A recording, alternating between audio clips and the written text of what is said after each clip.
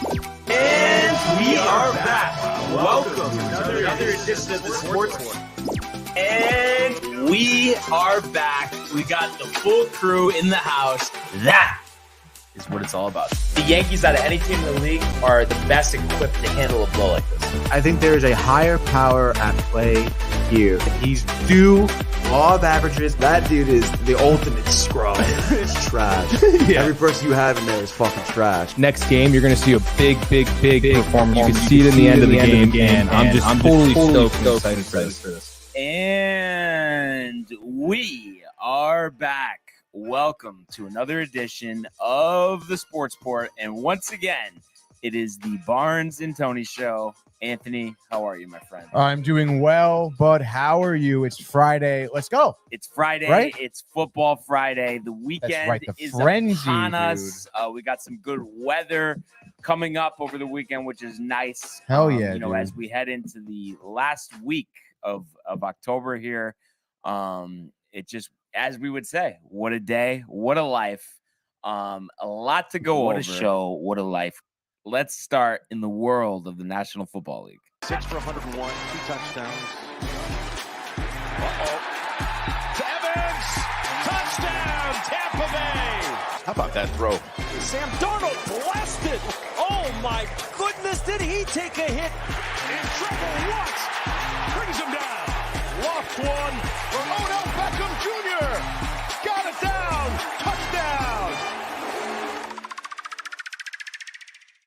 Oh, how the mighty have fallen, Tony. Oh, dude, you love it, don't you? Once again, the Tampa Bay Bucks lose their third straight game. And keep in mind, this is the first time since 2002 Brady has lost 3 straight games. The divorce is happening, as well as that potentially happening. Did you hear Giselle ultimatum? Wow, a little confusion of if it needs to be right now, after this season, and you would think the way things are going, you probably wouldn't mind, retiring right now. But at the end of the day, the Ravens 27, the Bucks 22. The Bucks jumped off to an early lead here, 10-3 after the first quarter. And if you just kind of take a look at this game in general, I think, the turning point, third quarter, Ravens outscore them 14-0. Tampa tries to claw back late, but it just wasn't enough. And if you look at the scoring in general, you had a Tucker 22-yard field goal to start it off in the first quarter. Leonard Fournette with the answer to make it 7-3, then suck up a 31-yarder to make it 10-3. No scoring in the second quarter. So we went, 10-3 into the half after Justin Tucker, we always laud him on this show, missed the 61-yarder, blocked though. So it's one of those things. Is it really on him? Is it the line? All of that. Third quarter, Lamar throws 2 touchdown passes, one to Kenyon Drake, one to Isaiah Likely. So that made it 17-10. Bucks early in the fourth, Suck up. I mean, a little bit of an odd name. I don't know if I've ever come across somebody with that name. Little bit of an oddball. Right? I would agree, honestly. Yeah. Ryan Suckup. So that made it 17-13 Baltimore. Devin Duvernay. These names are getting you, Brian. Gets a 15-yard touchdown run, the wide receiver getting the carry. So that made it 24-13 Baltimore.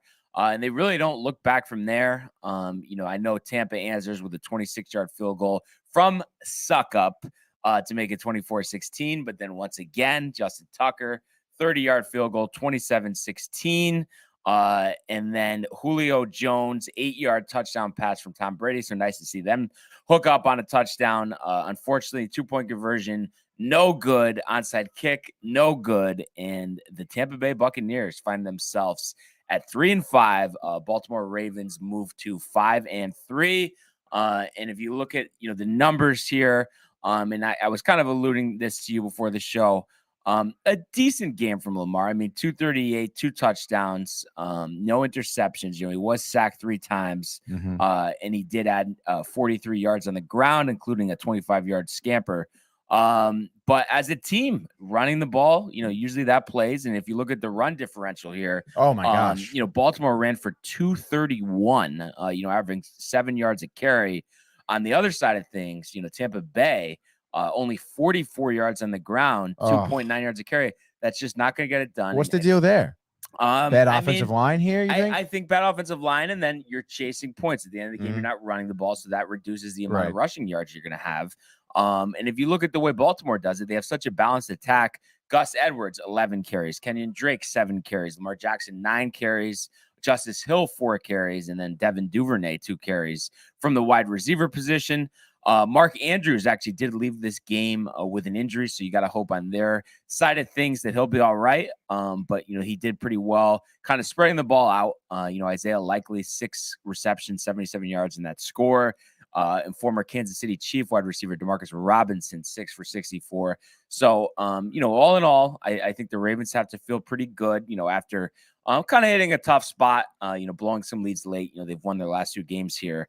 And then I think there's an opportunity, and we'll talk about this more in our pick segment.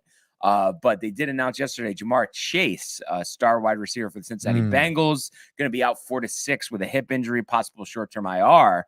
So I think that really opens up things for the Ravens. It seems like Cincinnati has righted the ship, but you lose your top target. And I know, they have T. Higgins, they have Tyler Boyd, they have Hayden Hurst. There's options there. But you can't underestimate the loss of Jamar Chase and how that's going to affect Joe Burrow. But we'll have to see, of course, what happens. And on the Tampa Bay side, Brady sacked 3 times, a QBR of 27.1. So not playing his best football, 26 of 44. That's a lot of incompletions, 325. Doesn't turn the ball over, throws 1 touchdown pass, end of the game there to Julio Jones. Mike Evans had a nice game, 6 receptions, 123 yards. Chris Godwin, 6 for 75 as well. But it's just, the little things I think are coming back to bite here. Obviously there's a conversation, as I mentioned yesterday, how much of this is on Todd Bowles. He doesn't have a good track record as head coach, but I think it's more just the distractions, the off the field stuff. That's, not allowing them to execute. And I think for the first time ever, in his NFL career, Tom Brady isn't all in. And I think that's why the Bucs find themselves at 3-5. And how about this, Tony? you think going into this year when I had my, divisional preview, I picked the Saints to win this division.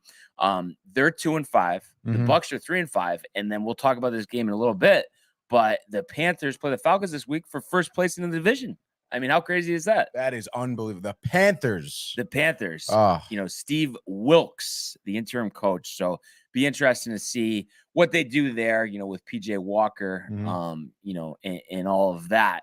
But at the end of the day, we talked about this before they lost. So obviously it's magnified now, the 3-game losing streak, the off the field distractions, obviously some injuries, secondary, offensive line.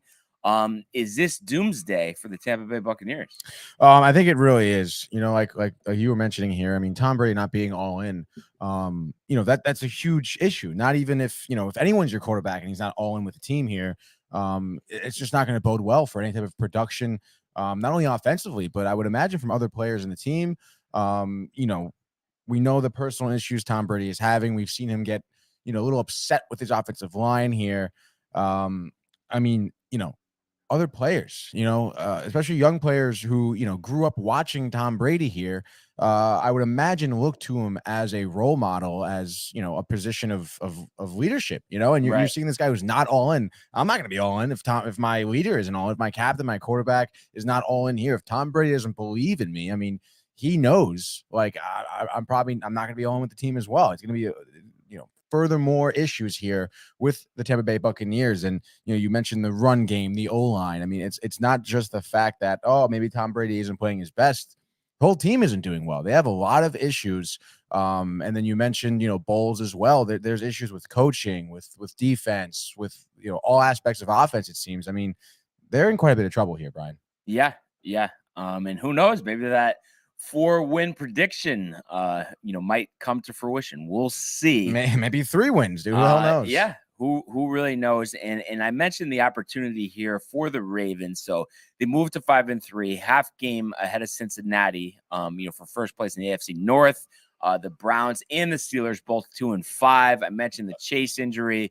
Bengals will play the Browns on Monday Night Football, but without Chase, maybe that makes that game a little more compelling. And you look ahead here for the Baltimore Ravens. They play the Saints in New Orleans, home for the Panthers at Jacksonville, home for the Broncos at the Steelers, at the Browns, Falcons, and then Steelers. I mean, how do you not say that? I mean, they're the kind of the favorite in almost all of those games. Really all of those games, if you really think about it. And then, we think about the Chase injury. I mean, there's really no excuse here for Lamar Jackson, for Jim Harbaugh. Nice. To not win this division. And I think, honestly, if we see what we saw for those couple weeks where they're blowing games late, or, they don't end up finishing the season strong, I think, there's going to be some changes there. And it could be both the head coach and the quarterback. Kind of a lot of pressure on them now to really finish this out after a 5-3 start.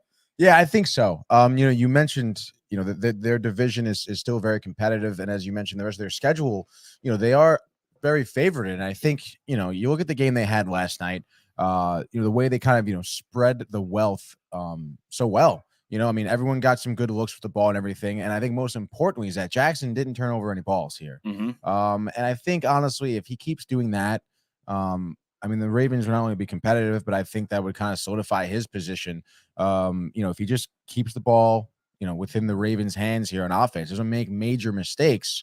How are you not going to be happy with him? And you think, like, the way I think his rushing, last night, he didn't go crazy on the ground, and he strikes you as a guy. It seems like, especially when you play with him in Madden, that you could just literally every play shotgun, roll out, run.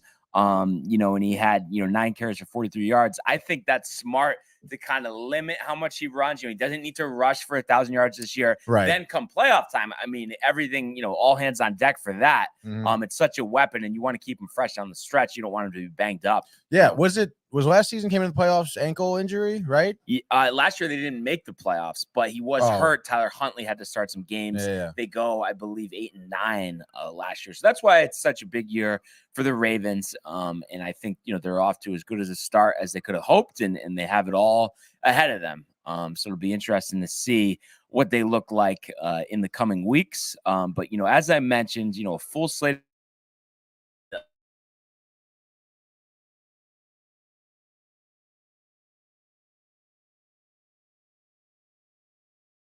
and at other, stadiums, Tottenham and whatnot. But Wembley was the original, stadium that they had the international series in London. So that's going to be fun. So you think about a full day of football starting at 9:30 on ESPN Plus, and then obviously going through Sunday Night Football on NBC. So a full slate of action. And we know, Tony, what time it is right now. It is the football frenzy. Let's go, baby. Where's the bite? For the music? You want the bite for the music, dude? Could we get some music? Do we have music? All right. So as I mentioned, 9:30 on ESPN Plus. You want me to take it, or you want to introduce the games, Tony? Oh, yeah. Of course, dude. 9:30 ESPN Plus. What are we 9:30? Get out of town, dude. All right. First game of the day here on Sunday. I believe this has got to be Brian's favorite matchup, honestly. 1 o'clock, CBS, the New England Patriots here. Okay. They're in the Meadowlands, baby. New York Jets. MetLife Stadium. You seem a little doubtful, honestly. You don't seem very pumped up about this, dude. No. This is what you want. You want Belichick on his heels right now, baby. Obviously, Belichick is on his heels, 3-4. Questions about the starting quarterback, Mac Jones. Is he fully healthy? Bailey Zappi in relief after 3 drives last week. But you would think the Jets, this is a game, every year I think Belichick makes it a point of emphasis. We need to beat the Browns. We need to beat the Jets. Those are his 2 hated teams, both teams that he was both employed by. Obviously, the Jets for a couple days, the Browns for a couple years. So we know he takes this one personally. But I think this is finally the time the Jets stand up to him. I don't know how far it goes back, but the New England Patriots have beaten the New York Jets quite, a lot in terms of as many times in a row. I would imagine it's got to be over 10 times in a row at this point. You think about all the games, and I think last year it was something along the lines of 54-13, a victory that they had over the New York Jets. So the New York Jets are taking this personally. Carl Lawson talked about it, with the media yesterday. So I think what they'll do here is, I mentioned, Zach Wilson, only 350 passing yards over his previous 3 games. I think this is a game where he decides to air it out. I mean, this isn't the 85 Bears on defense. I think there's room for him to throw, him to run, get the running game going. It's be interesting to see James Robinson, how many carries they give him. I'm sure Michael Carter will be heavily involved in the game plan, but look for them to get their down the field weapons involved. Obviously, you think about Garrett Wilson, you think about Braxton Berrios, and I'm sure the tight ends as well. Conklin's run some vertical routes. So I think Wilson, finally that game I'm looking for, 300 yards through the air, 3 scores, and maybe, the Patriots lead after the first quarter, maybe 7-3. But the Jets defense stepping up big, holding them to 3 points in the second half. New York Jets 31, Patriots 17. The streak is over, baby. Jets, Jets. Bill's pretty tight. Bill very tight. Pissed. Yeah. Yes. All right, now we'll go to the 9:30 a.m. slot here in London. What is that like? Is it 1:30 London time? 9:30 us time? 5-hour time difference. So is that 1:30? 3, 4, it's 2:30 actually. 2:30. Okay. Interesting. For some reason here, we have the Broncos again getting these, special games here. Obviously, NFL probably kicking themselves in the ass, thinking the Broncos would even be competitive. They're going to be playing the Jacksonville Jaguars in London here. The battle of the 2 and 5 teams. Let's ride, Tony. It's one of those things. Obviously, by now, we've heard all the chirps in the media, how phony Russell Wilson is, the 4-hour quad stretch on the plane. That's ridiculous. All of that. Dude. And, the embarrassment of the Denver Broncos. And obviously, Coach Nathaniel Hackett, just what a terrible job he's done. All of that. And it's almost found me rooting for the Broncos in a way, because I get it. I mean, Russ is a weirdo, of course, but at the same time, he deserves some type of respect. He's had a great NFL career. And I just have a feeling, this is one of those things, week in, week out, we count on the Broncos. They're not going to score. They're not going to win. But eventually they're going to win again. And I think it starts this week in Jacksonville. Jacksonville has been just as disappointing as the Broncos. Let's not get it twisted. I understand the hype, the contract with Russell Wilson, all of that. But Trevor Lawrence here in his second year, you think about the quarterback guru that is Doug Peterson. They expected a step forward. And I know, Lawrence hasn't looked bad, but the Jags haven't been winning games. And we saw them blow it late to the New York Giants.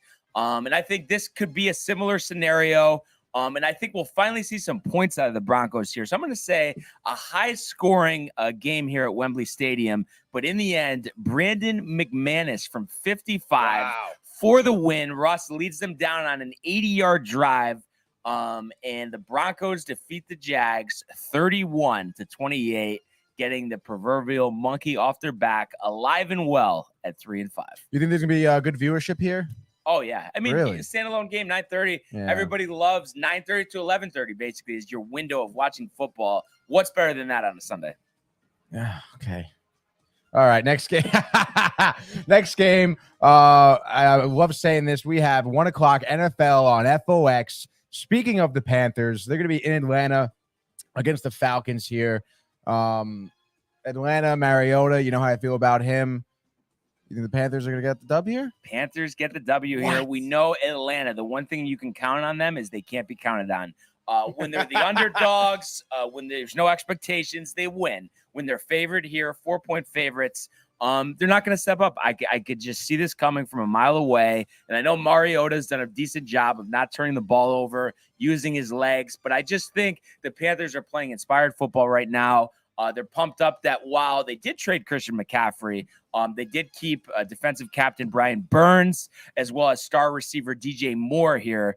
You think about PJ Walker, what he did last week in defeating the Tampa Bay Bucks. No reason why he can't do the same thing here against the Atlanta Falcons. So I think, total set at 41. It goes under that, but the Panthers grind it out. They win 17-10 over the Atlanta Falcons. All right, sticking with the 1 o'clock time slot here on FOX, we have the Chicago Bears in Dallas, America's team with the Cowboys.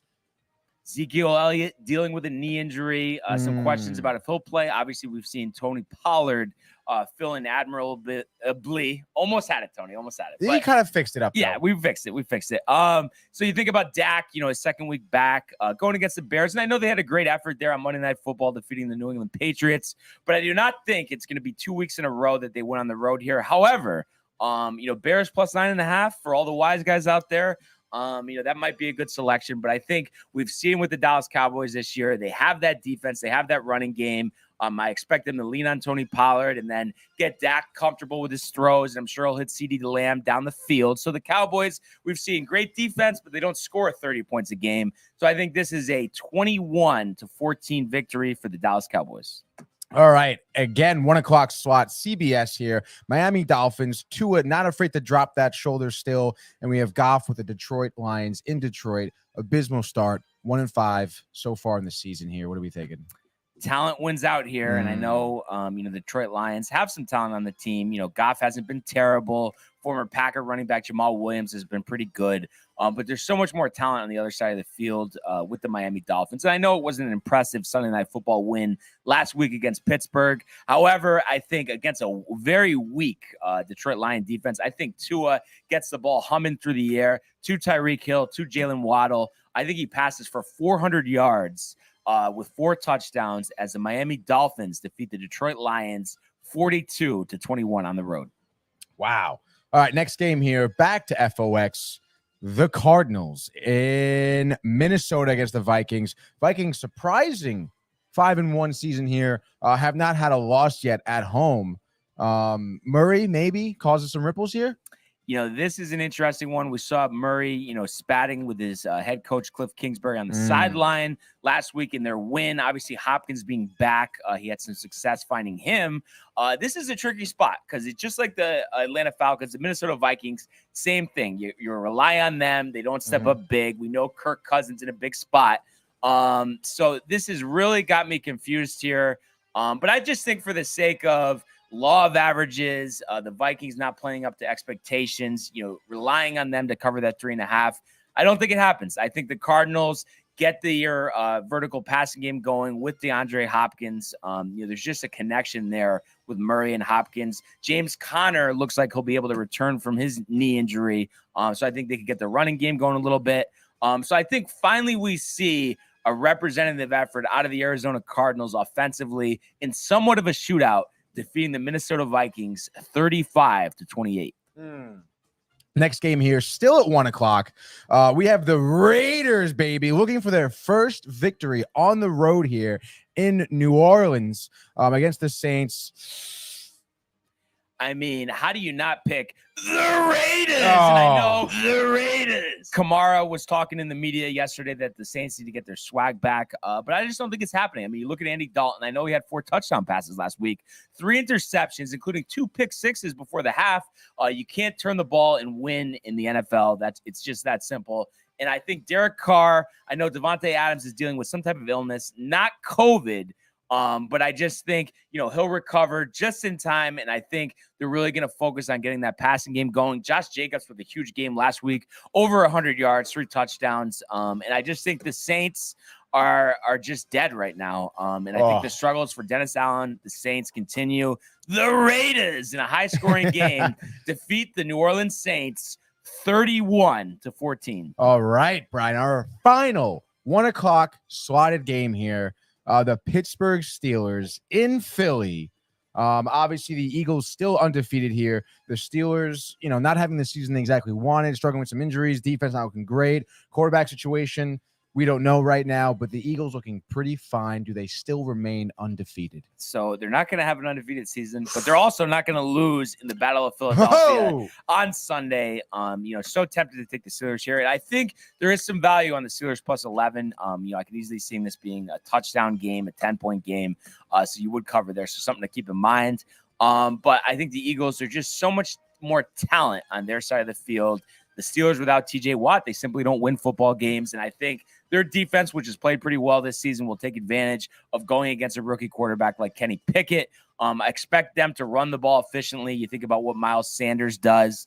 I could see also Gainwell getting some carries as well. And Hurts finding A.J. Brown through the air, as well as Dallas Goedert. So Give me the Eagles here. I'm going to say 28-17. Wow, 11 points for the Eagles. Crazy. How do you not take against that, dude? I know. All right, moving to the 4:05 time slot here. The only 4:05 game.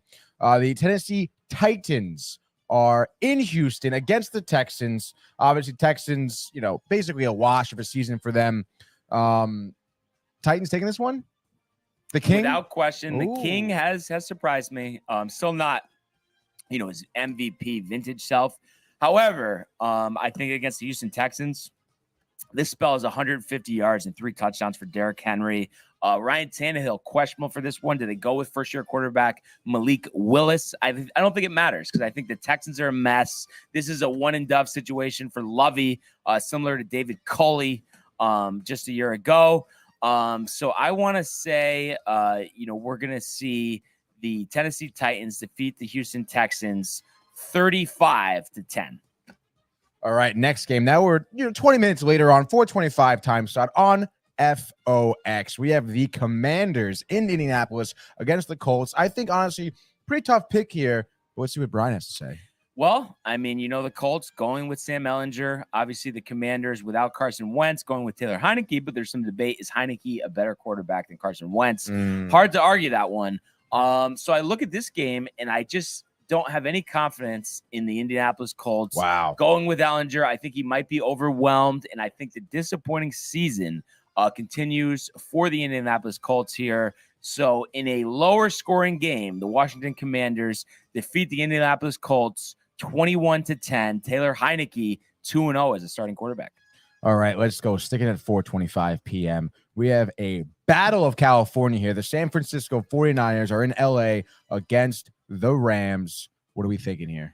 The Rams simply do not beat the San Francisco 49ers in the regular season. I don't know if it's 8 in a row, whatever it is. I mean, we know obviously the Rams had that comeback in the NFC Championship game last season, but I just think this is a different Rams team. They're really missing, some key guys that, from their Super Bowl team that they don't have. And I think the Niners turn over Stafford.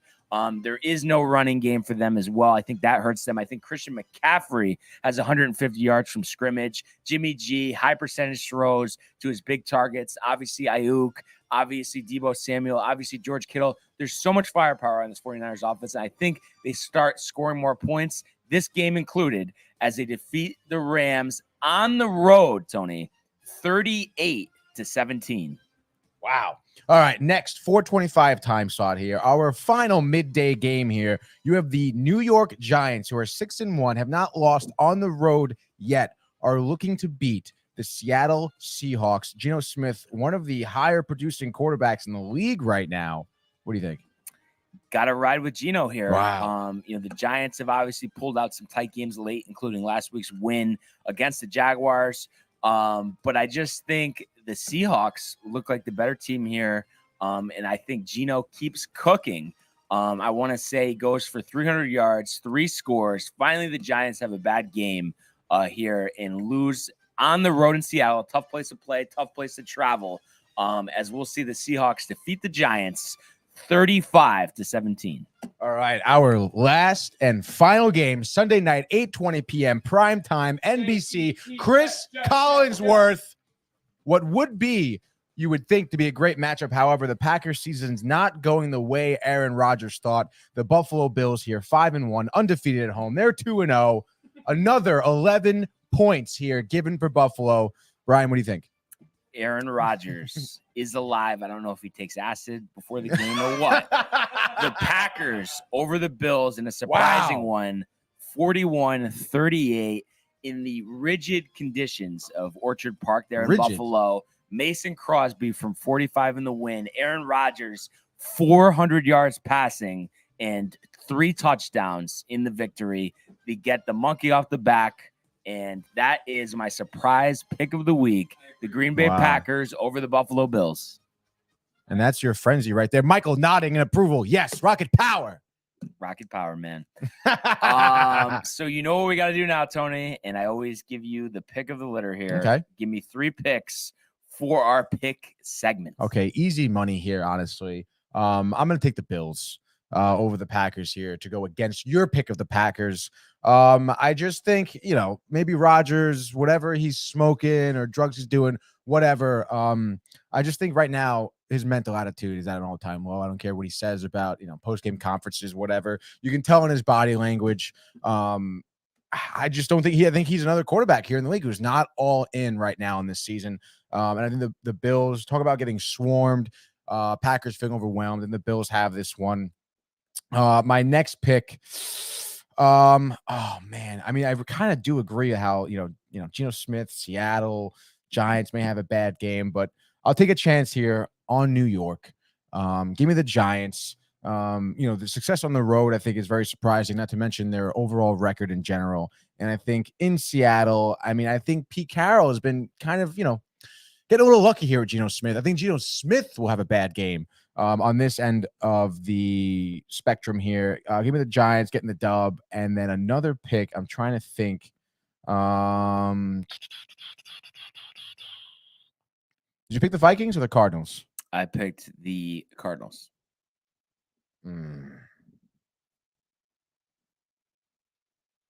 Oh, give me the Commanders over the Colts. Oh, wait, no. Did you pick Commanders or Colts? Commanders. Damn, you motherfucker. All right, give me the Colts. Why not? Fresh quarterback. Put him in there. Why not? We've seen is Heineke confirmed starting? Yes. We've seen Heineke, I feel like, implode a few times, as well as Wentz, really. So it really doesn't matter. Just give me the Colts, baby. Let's go. All right. Young blood. So for my 3 picks here, I'm obviously going to take the Jets. That's the number 1. So can't wait to see Belichick post-game. Does he offer the media anything, or is he too tight to talk? The Titans, like I said, rolling over the Texans. And then the Dolphins rolling over the Lions. So Jets, Titans, Dolphins. And after our picks yesterday, you sit at 26 points. I sit at 33 points. It is going to be a great NFL Sunday. Hell yeah, baby. I cannot wait for it as week 8 rolls on. I can't believe it. I cannot believe it. But let's go now to the world of the National Hockey League. Here's Matthews. Scores! Hat-trick goal! My goodness, this is a great shot. Big hit on the far side by McCarr. He flattens Jordan's stall. Oh my goodness! Gets the gun right back. Terrified and robbed by Shesterkin. That's brilliance from Igor Shesterkin. It's a breakaway to win it in overtime. McDavid scores the winner in overtime.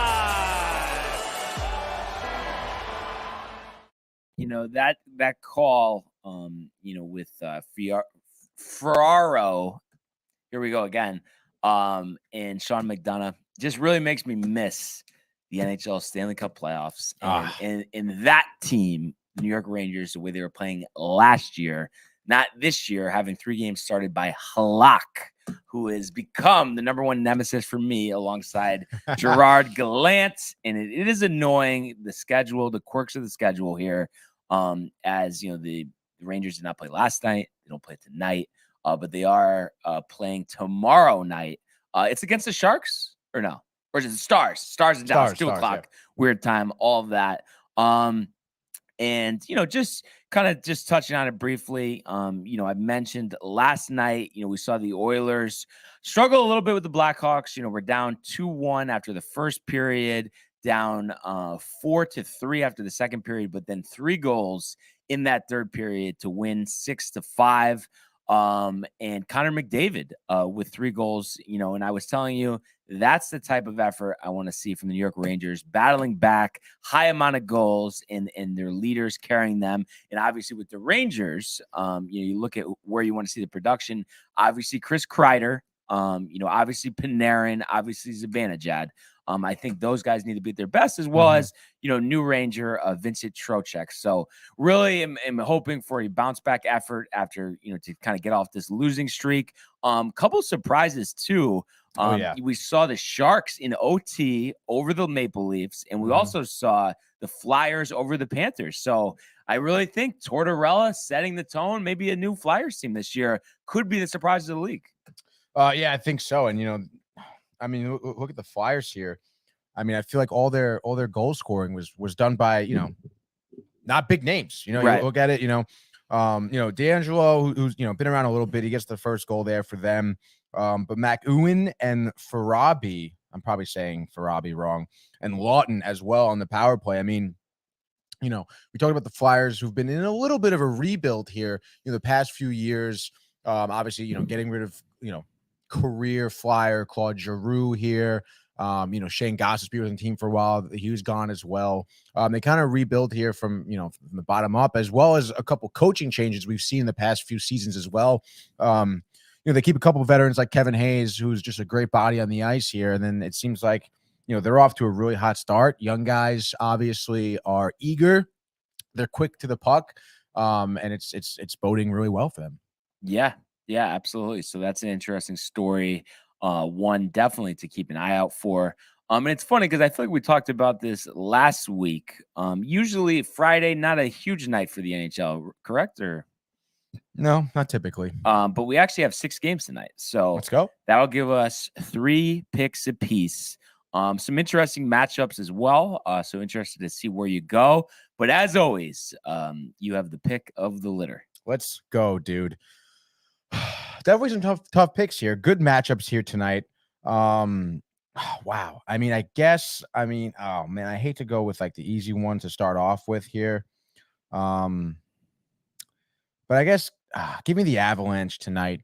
I know I've been very, very hot on the Devils recently because they've played some phenomenal hockey. Surprisingly, this young group of guys are finally kind of finding their own here, but I think they're going to hit quite the wall here with Colorado. I know they're in New Jersey and everything, but I don't have to go down the list of players here for the Avalanche. We know their talent. We know the new talent they have as well in between the pipes. Obviously the Devils have seen Georgiev before, and they have exploited his weaknesses.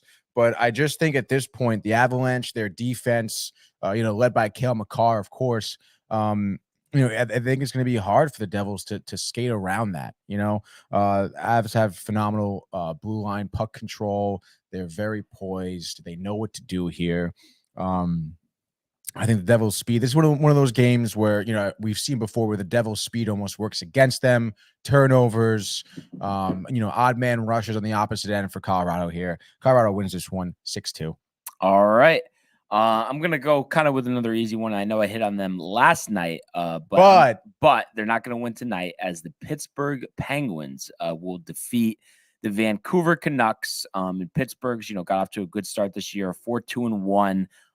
Just had 2 tough games on the road, in Calgary and in Edmonton.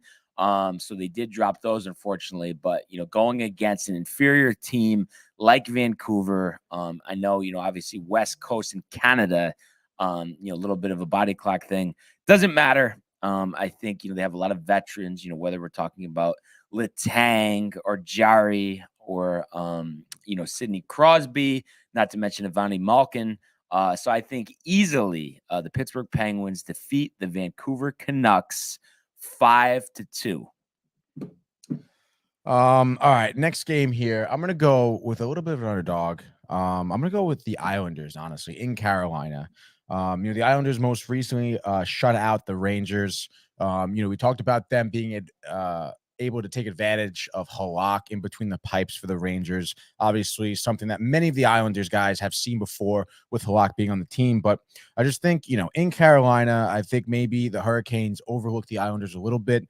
And I mean, that's not really good for any team, really, but specifically the Islanders. I mean, they have a lot of talent. We know what Barzal can do on his own. We've seen him kind of, have these almost Connor McDavid-esque plays where he just holds the puck, waits, dangles, and ends up scoring, right? And I think Carolina, looking at I understand, they've won, last 3 out of 5 games here, but the last time they played was the 24th, which is like 4 days ago, which again, you talk about scheduling. I understand maybe they're well rested. I'm sure, obviously they've been practicing, but I just think the Islanders who have some more recent play here, some good play, leading in that shutout, they have a good goalie in between the pipes with Sorokin, and I think it may be a tough bout here for Carolina, for the Hurricanes, for the former Whalers. So give me the Islanders here, winning it 4-2. All right, so I'm gonna go with a team that I like rooting for the underdog, and I just think the Coyotes, are getting a little disrespected here. Wow. I know 2-4, but the Jets aren't world beaters, and I just think that world beaters, whatever. Oh, world leaders. Yeah, I don't know. That's what I said. I thought world beaters was like an expression. No. Oh, okay. And I just think, Vejmelka, you talk about good goaltending. I think he's going to pitch a shutout here. 2-0 Coyotes. Let me tell you, Tony, I think, towards the end of the year, we'll see the Coyotes be in position potentially to make the playoffs. It all starts with a good goaltender. Ask Michael about the early days with Martin Brodeur. Before the divorce. Before the divorce. Yes. Martin. All right. My next pick. I'm gonna go back to the well here. With the well. That is an actual expression, Brian. Oh yeah. I mean, I've said it. Yeah. Yeah, you're just copying me. This guy. Continue. That's okay. Imitation, whatever. Yeah. Boston Bruins here. 7-1 in the season. They're gonna be in Columbus against the Blue Jackets. And you talked about Arizona. Trap game. No, I don't think so. Columbus just lost surprisingly to Arizona 6-3. And then before that, they did sneak out the win against the Rangers, but Halak, whatever, it doesn't matter. Bruins, you talk about, a team that spreads the wealth really well. I understand, David Pastrnak does lead the team right now, in points, goals, assists, whatever. But they're just a really good team who has phenomenal chemistry. All the guys that work on the team, they know exactly what to do here. And I think Columbus, who's 3-5 right now, who's seen good offensive production out of Gaudreau and Voracek, but I just think that Boston may come in here. I know you may think trap game, but what Boston has been doing is just getting the job done, and they will continue to do so here tonight. I'll say Boston wins this one 3-2. In a night of upsets, the Anaheim Ducks, wow, in Las Vegas, will get the job done here. Obviously, it's been a tough start for them, for a variety of reasons here. But I just think it's one of those things. I mean, Vegas, heavy favorites, 285. And I just think I mentioned him a lot last year, but Terry always has one of those vintage games in him. And I could see Gibson stepping up as well. So, and I think, though, it'll be a tight game, and it's one of those that actually ends in a shootout with the Anaheim Ducks winning this one 3-2 to get their second victory of the season, snapping a 5-game losing streak. Wow. That leaves us with one game untouched, right? No, what game is that? Well, no, you picked 1, 2, 3, 1, 2, 3. Oh, that's right. There's only 6. Tony. All right, dude. Never mind. An even 6, a pick 6. But and then before we get to our award-winning segment here, I just want to kind of get your take. Rangers, we mentioned Stars tomorrow. 2:00 start. I'm sure just Shesterkin will be in net, and then they actually have to go Sunday night in Arizona of all places against Vejmelka. So kind of a little bit of a weird type of weekend road trip. What are your expectations for them this weekend? I mean, are you expecting 2-0? Are you a little nervous? Dallas 2:00 could be tough. Yeah, I'm more so nervous for Dallas. Not only because it's the 2:00 game Saturday, tough spot, tough time schedule. Dallas is what 5-2, 5-2-1, 5-2-1. And they've been getting some really good production out of one of their young bucks here, Jason Robertson. Someone who's been on the team. They drafted him, I think, in 19.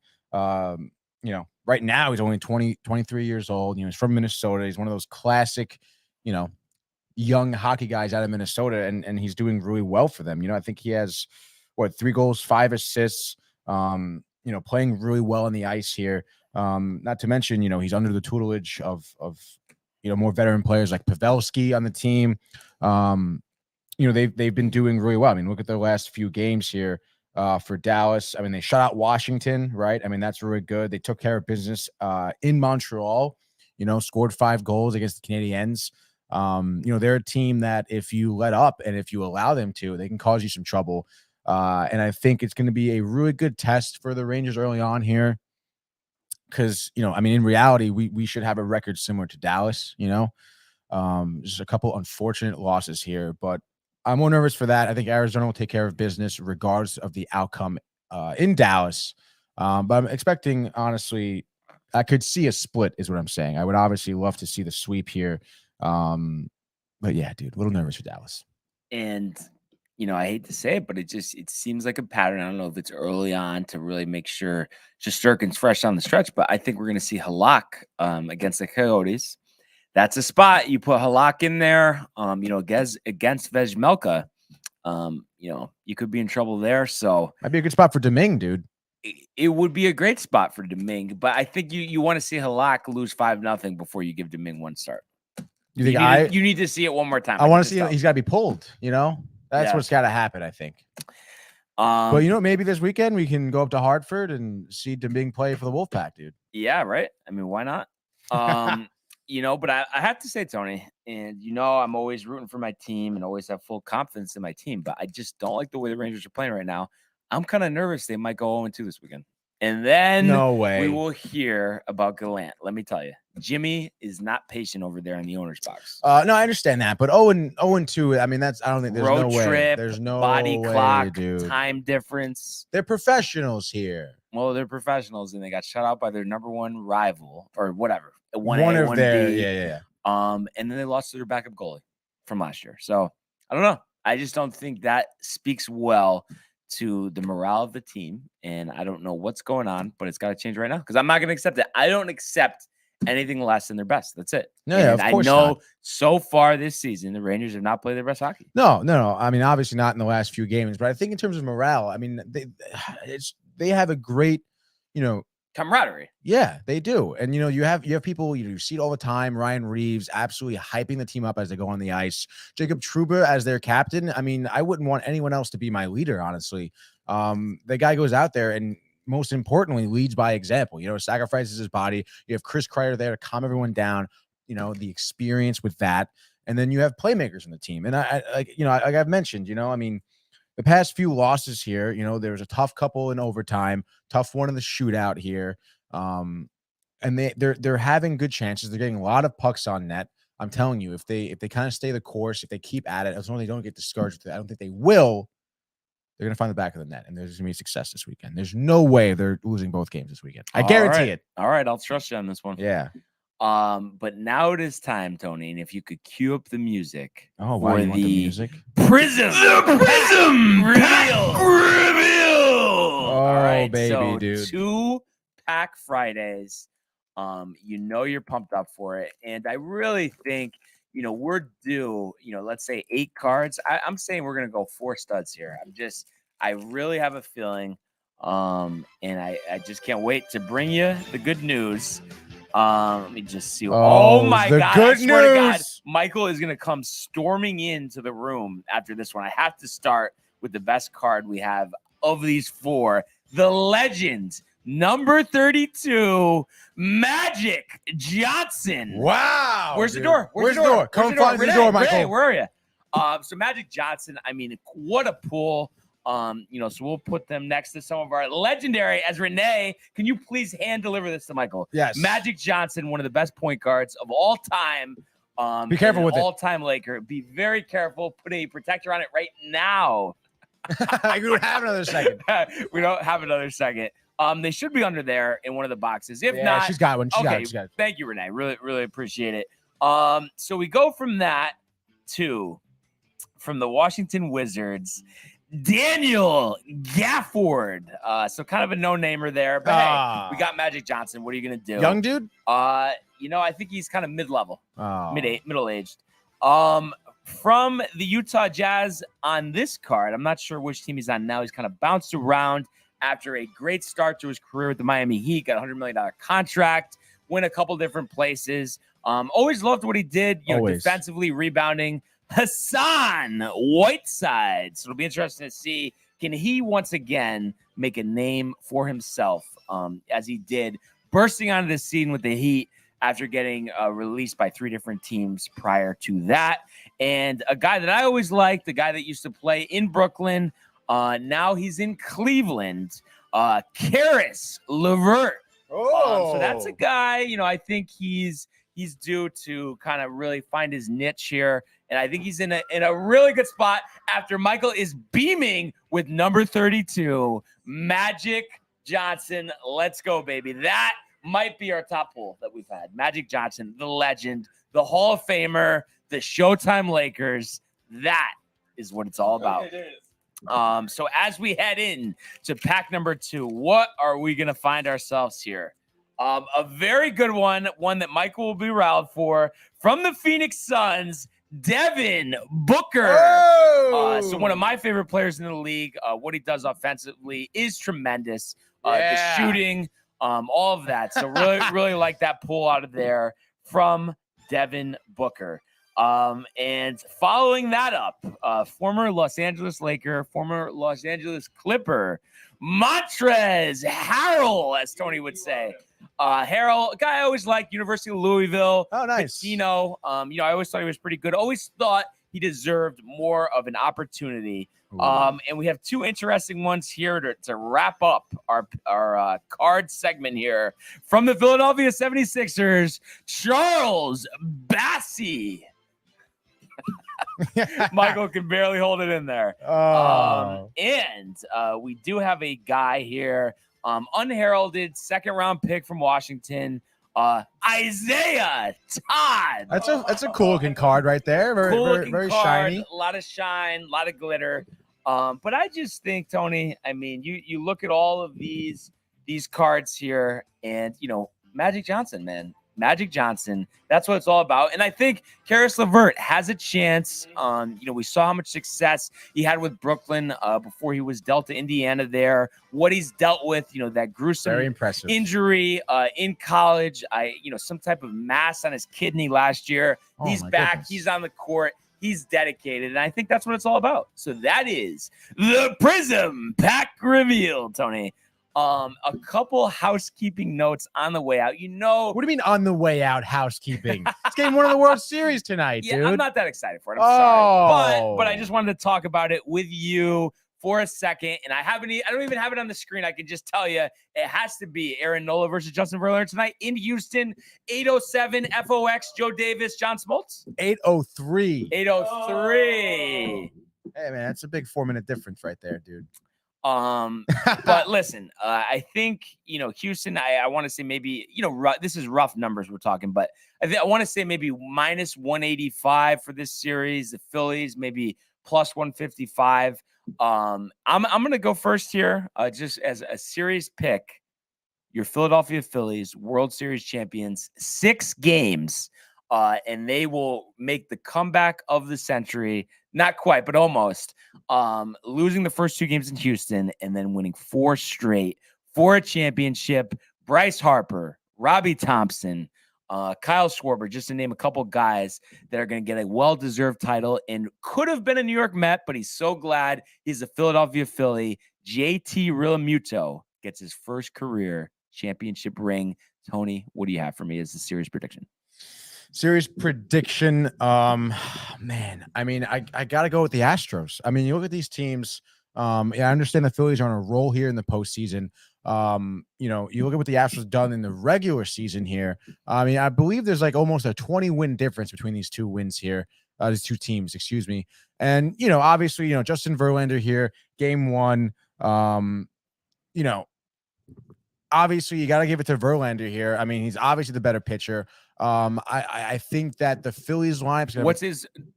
My bad. No, go ahead.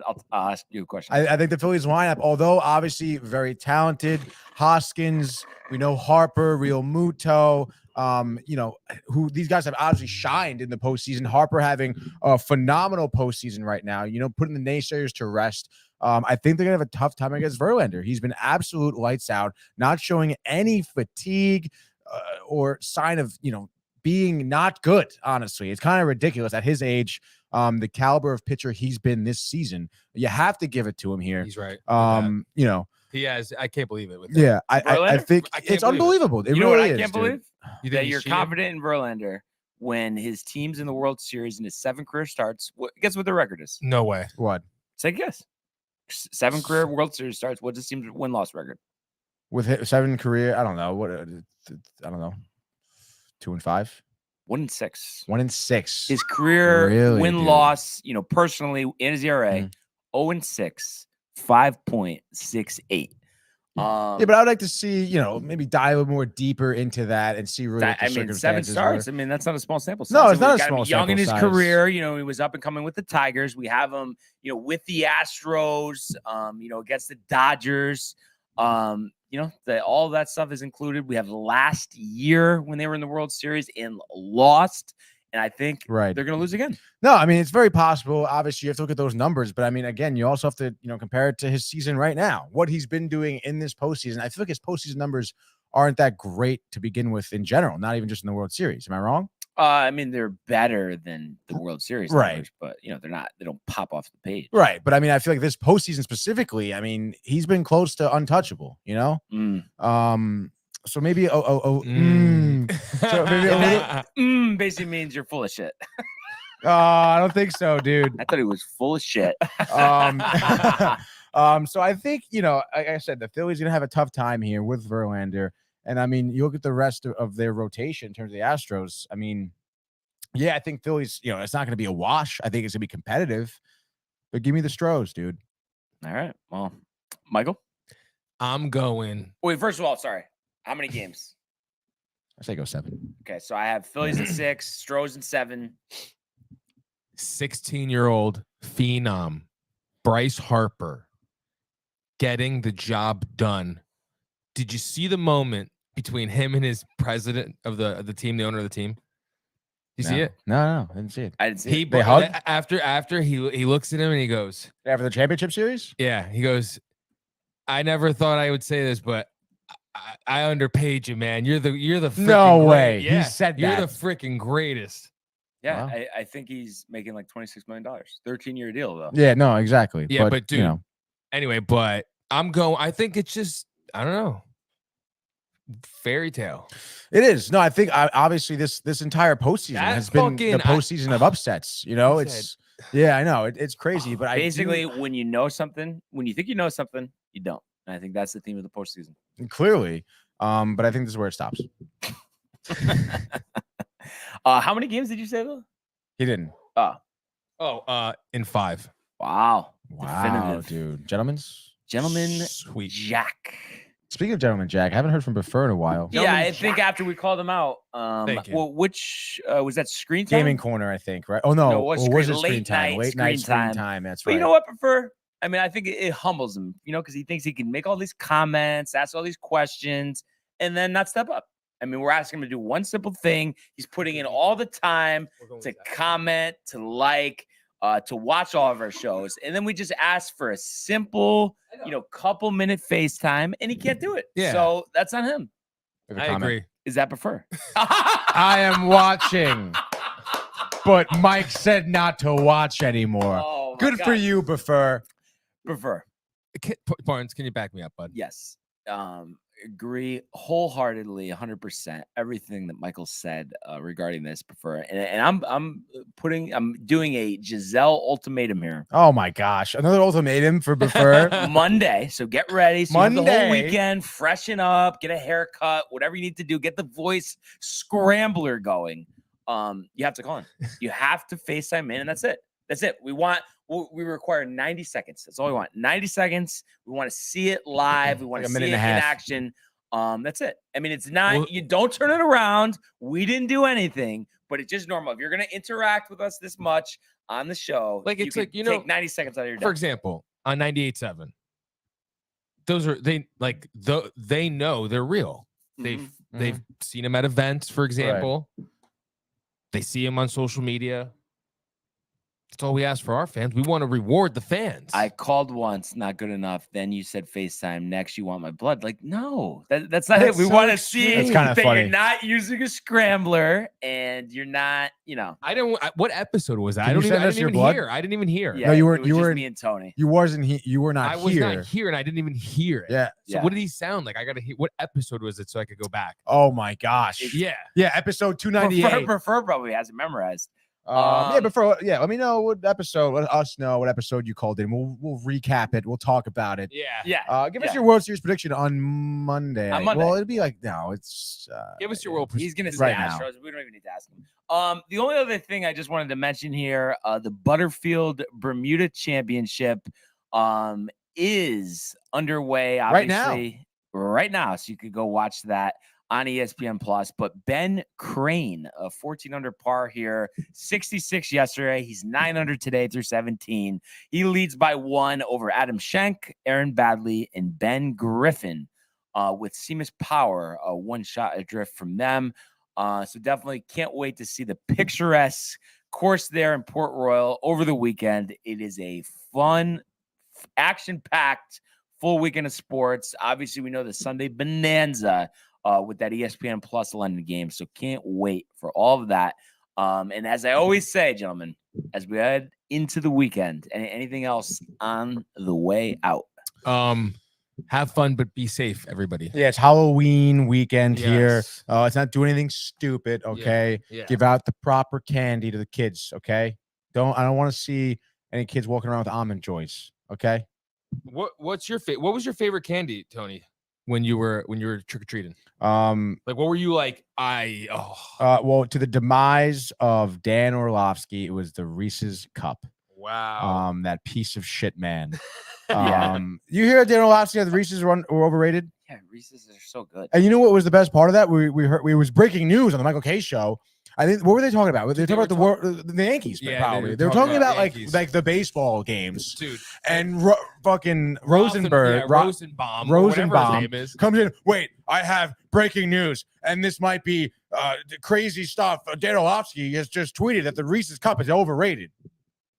Like, dude, we're literally like talking, like having like an intelligent discussion, one of few on the Michael K show, Yeah. about sports, and like he just comes in and ruins it, dude. Like, you suck. Yeah. No, it's not even worth commenting on. I did enjoy getting the bag of pretzels too, the little mini pretzels in the Halloween bag, the black one. There you go. Like those were Ooh. dope. A little saltiness too, because you're used to the And sweet, then have Yeah. the salty Reese's break. with it. Eat it Oh together. yes, That's dude, a make a good, fucking sweet, sandwich with 2 salty- pretzels. Oh, So yeah, enjoy some candy. Wait, also, Brian. enjoy some games this weekend. No, I'm not dressing up. why not? You don't do that? I don't want to offend anybody, but I'm sure in college. Halloween- No, dude, in Halloween college. doesn't do you it for went me. to the- It's I not. don't- I told you, Dude. I didn't see it. Would you Halloween party in college? Yankee jersey? Like it's Tony. LeBron it's jersey. not by choice, Tony. I don't get excited. Like I'm not a theatrical performer. I don't need to wear a costume. I mean, it's just literally. I'm sorry. It's just not. It's not me. It's and I not- yeah. understand the other people like it, and that's great. But I'm just going to be straightforward here, and it doesn't get me going. That's fine, but like I feel like you're going to cry right now. you can't just like put on some nice pants and something like a baseball baseball uniform. Like, isn't that a good excuse to like, oh, maybe wear a full baseball uniform? Like, don't you want to do that? But I'd rather just be comfortable. I could see him like wearing a Judge jersey. No, it's like with literally, I jeans, want to wear a Judge jersey, with jeans and and nothing that's else. and then That's it. he's Aaron Judge. That's it. Done. Like, you know what I mean? With a Yankee I hat. want to be comfortable. Would I you don't do want a the- Yankee hat too with Yeah, that? wear a Yankee hat, but it's like I don't want to have to carry the glove around, have the eye black on. Like, I don't need that. Tony. I'm not saying to do that. You kind of was. I He saw it in was. your face. He And said baseball I feel pants. so bad, Tony, because Just the baseball pants. I see it in your face. You're offended. I know. I'm not offended. I just want to be dressed up with Brian. Why is that a requirement? It's not a requirement. It's really more of a request, actually. Yeah. Oh boy! But What'd the anyway, first say? He he's says, just I talking called smack. in He's when talking- the episode that's of the not when Yankees it lost. was. It a was while way ago. before Way that. before. But whatever. Call it right now. Call it right now. Talk about your Halloween No, plans. I don't dude. even want to ask him because he's just not going to do it. So Monday deadline, get it done before. That's it. But anyway, what a week, what a show, what a life, Tony. So I want everybody to enjoy their weekend and continue to comment. What a show, what a life, and subscribe, as well as check out the archives on the YouTube page. Tony in Costume, merch at downtimetv.com. Enjoy the baseball, enjoy the basketball, enjoy the football, enjoy the hockey, enjoy the golf, and we will see you on Monday. Happy Halloween. Hey guys, Tony here from Downtime TV checking in. I want to thank all our fans out there who's been liking, subscribing, sharing our content. You guys are the best. You guys are our bloodline. You make us love what we do. Thanks again.